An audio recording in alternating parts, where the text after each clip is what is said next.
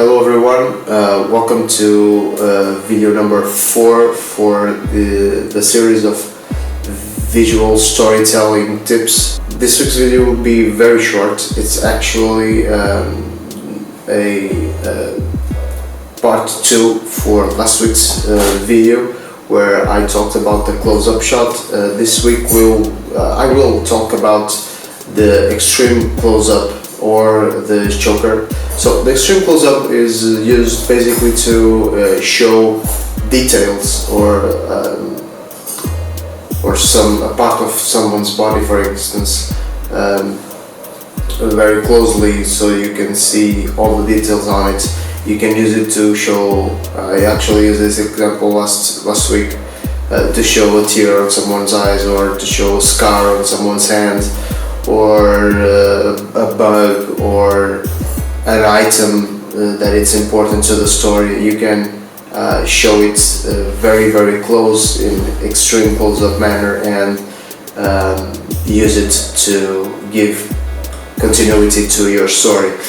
Normally, if you shoot something very, very close in an extreme close-up, you're telling that this is important for what's coming next.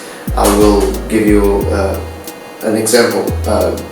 For instance, in The Walking Dead, as I shoot this, we are on season 6. In The Walking Dead, they've been filming Rick's hand a lot because he's hurt on his hand, and he has a bandage of some sort on his hand. And spoiler alert, on the comics, Rick loses his hand pretty early on. On the TV show, they never cut his hand, but now they are always showing his hand with close-ups and extreme close-ups, hinting people that his injury may become serious and he will eventually lose his hand. So I don't know if he's going to lose his hand or not, but they're trying to make us think that he is. So I will show some examples of that right away, and you will understand it a little bit more. Well, first example, it's not actually a close-up shot. It's the shot where Rick Grimes has his hand cut and he is injured. And if you've seen this week's episode, which is Heads Up, episode number 7 of season 6, you've understood that they had plenty of extreme close-ups of his hand when he's nailing boards on the fence, when he's helping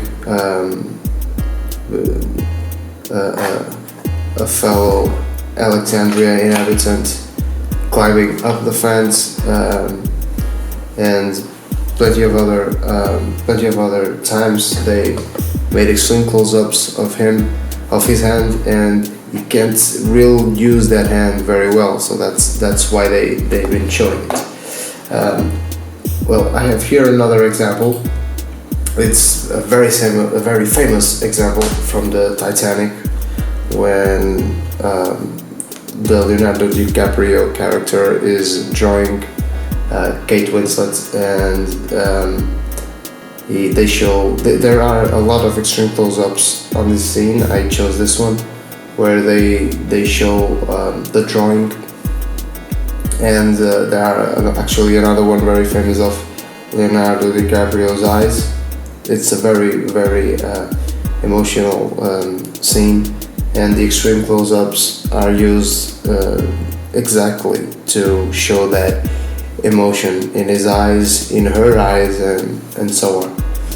Another example here of an extreme close shot, it's Magneto from the X-Men. The difference between the close-up and the extreme close-up can be understood here, because a close-up will show more like his whole face, his head, and his nose, his mouth, and everything. The extreme close-up just shows his eyes. So this is a very, very good example of his eyes. You can identify where he's looking at, just like I explained last week. Another example is probably not well known. It's from Crazy's 2010 movie.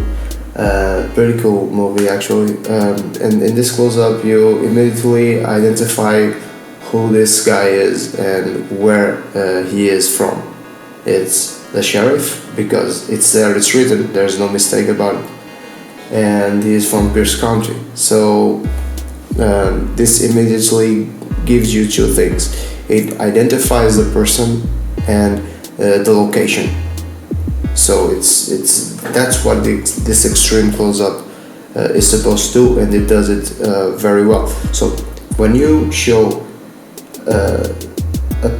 for example, people's eyes in extreme close-up, you're looking to show emotion.